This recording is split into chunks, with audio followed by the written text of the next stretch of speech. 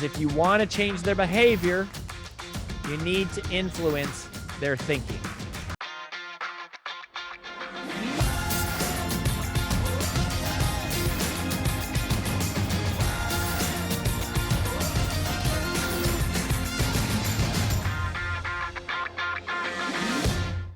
The next level of results always requires the next level of thinking, right? And this is something that we talk about in Procrastinating on Purpose when it comes to learning how to multiply time. I want to show you something called the knowledge meter. And this applies to you, but also to your team. So what happens is whenever we're trying to get ourselves to do something, we're going to be faced with uncertainty. Like the more we don't know, the more uncertainty we have, the more that fear goes up. So as uncertainty goes up, fear goes up. As fear goes up, procrastination or inaction goes up. These work together. Uncertainty leads to fear. Fear leads to procrastination. Procrastination creates the result of inaction, which leads to lesser results. But we often think about going, oh, well, we need to just take more action, without realizing that the catalyst, that one of the greatest of all catalysts for action is knowledge. Because as knowledge goes up, uncertainty goes down.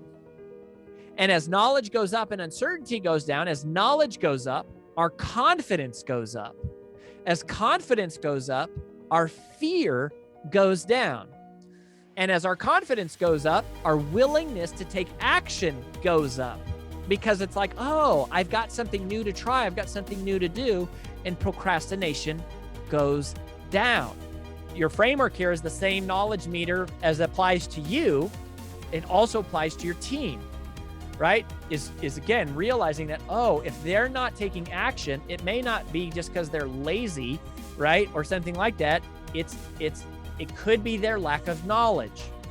And if they're scared, it's not necessarily just an emotional conversation. It's going, how can I increase their knowledge? If I increase their knowledge, their confidence increases as a byproduct, their action follows suit. That's much more empowering for both you and them to go, oh, if they're scared, if I can teach them a little bit more, or if I can have someone on my team teach them a little bit more, that's going to increase their confidence and the likelihood of their action. This is, when it comes to educating, this is one of my favorite little quotes is, tell me and I forget, show me and I remember, involve me and I understand.